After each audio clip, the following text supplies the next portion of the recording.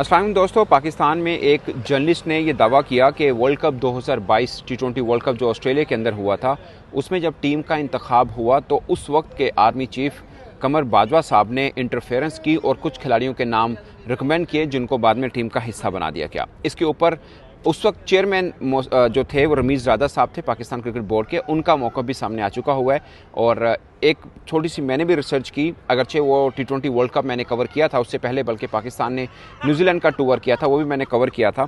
तो उसमें कौन कौन से खिलाड़ी शामिल हैं वो भी मैं आपको बताऊंगा और इसमें कितनी हकीकत है और मेरा अपना ख्याल क्या है। ज़ाहिर है आर्मी चीफ साहब के ऊपर ये बात की गई है जो कि अब नहीं है, उस वक्त वो आर्मी चीफ थे कमर बाजवा साहब। वो जिन जर्नलिस्ट ने की, जाहिर साहब उनका नाम है और मैंने एग्जैक्ट उनकी स्टेटमेंट सुनी नहीं है, बट मैंने पढ़ी ज़रूर है किसी डिजिटल प्लेटफॉर्म के ऊपर। उसके ऊपर रमीज़ राजा का रद्द-ए-अमल भी सामने आया। रमीज़ राजा ने तो कैटेगोरिकली उस चीज़ को कि डिनाइल कर दिया। उन्होंने बोला कि जब मैं चेयरमैन था तो सब जानते हैं, मेरे फ़ैन जानते हैं कि मैं कभी किसी को इंटरफेरेंस नहीं करने देता, बल्कि मेरे दौर में तो ये था कि कप्तान और सिलेक्शन कमेटी जो है वो पूरी तरह बाइख्तियार है और किसी किस्म का इंटरफेरेंस किसी को भी नहीं करने की इजाज़त नहीं थी। तो इनडायरेक्टली वो ये कहना चाह रहे हैं कि जो टीम बनी वो बाबर आजम और उस वक्त की जो सिलेक्शन कमेटी थी उनकी मन मर्जी की टीम बनी है। इस चीज़ का वैसे मैं भी दोस्तों गवाह हूँ।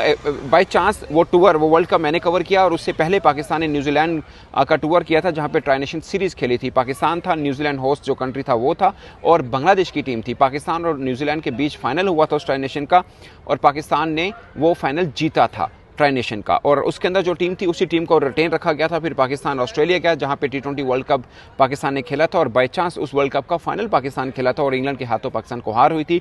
बट उसी वर्ल्ड कप के अंदर पाकिस्तान को भारत के हाथों भी हार हुई थी, एक ऐसे मोड़ के ऊपर जहां पर मैच पाकिस्तान के बिल्कुल झोले में से था और विराट कोहली की एक आइकॉनिक इनिंग थी जिसको विराट कोहली भी उस वक्त अपने करियर की बेस्ट इनिंग कह रहे थे और पाकिस्तान को उस मैच में हार हुई थी। और T20 वर्ल्ड कप का फाइनल पाकिस्तान जरूर पहुंचा था, भारत से नेक्स्ट स्टेज में पाकिस्तान खेला था, बट उस वर्ल्ड कप में भी पाकिस्तान को भारत के हाथों हार हुई थी। पाकिस्तान ने जिन बड़ी टीमों को हराया था उसके अंदर न्यूजीलैंड शामिल है और उसके अंदर साउथ अफ्रीका की टीम शामिल है और पाकिस्तान जिम्बाब्वे से भी उस वर्ल्ड कप के अंदर हारा था। बट पॉइंट इस के पाकिस्तान का मार्क है कि पाकिस्तान ने वो T20 वर्ल्ड कप का फाइनल खेला था।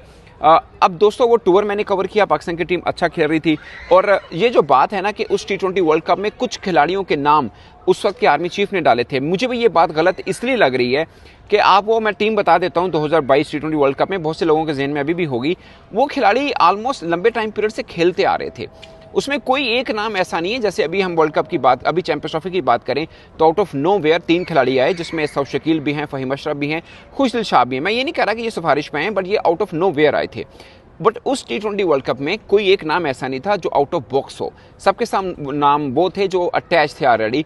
मैं आपको नाम भी बता देता हूं और उस वक्त मुझे याद है, बल्कि आज भी हम बात करते हैं बाबर आजम के ऊपर जो बात की जाती है कि वो एक बाख्तियार कप्तान थे, खासकर रमीज़ राजा के टाइम के ऊपर जो वो चाहते थे वो खिलाड़ी शामिल किए जाते थे। आपको याद होगा वर्ल्ड कप 2023 जो पाकिस्तान ने भारत में खेला था, हसन अली को शामिल किया गया था, तो वो भी एक तरह से उस वक्त लगे थे कि शायद आउट ऑफ द बॉक्स उनकी इंक्लूजन हुई है क्योंकि उनकी परफॉर्मेंस के ऊपर थोड़ा क्वेश्चन मार्क रहा था। पॉइंट बताने का ये है कि बाबर आजम एक बाख्तियार कप्तान थे, जिस खिलाड़ी का वो चाहते थे वो टीम में होता था, जिस खिलाड़ी को वो समझते थे कि टीम की रिक्वायरमेंट नहीं है वो टीम के अंदर नहीं होते थे। तो मुझे भी ज़्यादा तौर पर ये लगता है कि आर्मी चीफ के ऊपर ये बात करना कि उनकी इंटरफेरेंस के बाद टीम सेलेक्ट हुई थी, मुझे बज़ाहिर गलत इसलिए लग रहा है कि 2021 में भी वही ऑलमोस्ट वही टीम थी, 2022 में भी वही थी। हमने जो 21 में दुबई में इंडिया को हराया था वो टीम उठा के देख लीजिए, 22 वाली देख लीजिए, इसमें ज़्यादा चेंज नहीं है। मैं नाम आपको बता देता हूँ, Mohammad Haris wicket keeper batsman जो कि बाद में शामिल हुए थे, गरचे वो रिजर्व प्लेयर के तौर पर उन्होंने ट्रैवल किया था। ये नाम मैं सिर्फ इसलिए बता रहा हूँ कि यंग कैरेक्टर थे। फ़खर जमान टीम का हिस्सा थे मगर वो इंजर्ड हुए, उसके बाद हारिस को टीम का हिस्सा बना दिया गया। आपको याद होगा जनूबी अफ्रीका के खिलाफ वो मैदान में उतरे थे और उन्होंने ज़बरदस्त इनिंग खेली थी। पॉइंट इस बाबर आजम और मोहम्मद रिजवान ये उस वक्त ओपनर थे और वन डाउन पोजीशन के ऊपर मोहम्मद हारिस खेले थे। जब मोहम्मद हारिस नहीं थे और फ़खर जमान थे तो वो चौथे नंबर के ऊपर वो बैटिंग करते थे और शान मसूद भी उस टीम का हिस्सा थे, वो वन डाउन पोजीशन पे खेलते थे। फिर हमारे पास आसिफ अली थे, हैदर अली थे, इफ्तिखार अहमद थे, खुशदिल शाह थे। ये सारा के सारा पाकिस्तान का बैटिंग ऑर्डर था। मोहम्मद नवाज और शदाब खान ये 2 स्पिन ऑलराउंडर थे। वसीम जूनियर, मोहम्मद हसनैन, नसीम, शहीन, हारिस, ये हमारा टोटल का टोटल बॉलिंग अटैक था। पॉइंट इसके ये वही बॉलिंग अटैक और वही वही बैटर जो मुसलसल चलते आ रहे थे उन्हीं को T20 वर्ल्ड कप का हिस्सा बनाया गया था। तो कोई एक नाम ऐसा नहीं था। आपको लगेगा शायद शान मसूद ने वो वर्ल्ड कप बहुत अच्छा खेला था। T20 वर्ल्ड कप फाइनल में पाकिस्तान में सबसे ज़्यादा रन उन्होंने किए थे, भारत के खिलाफ रन भी उन्होंने किए थे, बल्कि उनकी वो फॉर्म बड़ी अच्छी चल रही थी। तो मुझे कहीं से भी नहीं लगता कि उसमें कोई नाम एक भी ऐसा आया हो जो किसी के भी कहने पर आया हो। सबके सब रिकमेंडेड लड़के थे और ऑलरेडी हमारा चल रहा था। आप ये ज़रूर कह सकते हैं कि उस दौर के अंदर एक बंच ऑफ प्लेयर्स थे जिनको बार बार ट्राई आउट किया जा रहा था। हमने अपनी बेंच स्ट्रेंथ को नहीं ट्राई आउट किया था उस टाइम पीरियड में। आप 2020 से लेकर 2023 का 3-4 साल का जो टाइम पीरियड है, बाबर आजम पे ये इल्ज़ाम आता है कि आप एक ही जो लाइनअप थी उसी को खिलाते आए थे। आपने कोई बेंच स्ट्रेंथ को ट्राई आउट नहीं किया। कहीं पे हमारा कोई मेन प्लेयर इंजर्ड हो जाए तो हमारे पास बैकअप नहीं था, ये उनके ऊपर इल्ज़ाम आता है। तो साफ है कि वो एक सेट प्लेयर के साथ ही चल रहे थे और T20 वर्ल्ड कप में भी ऐसा ही वो चले थे।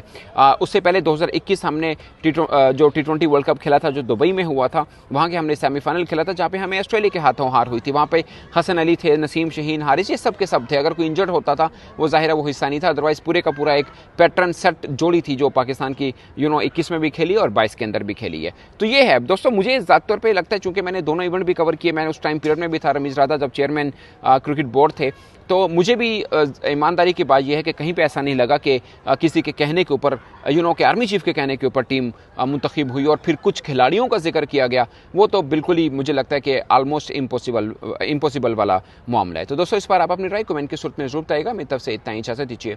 अल्लाह।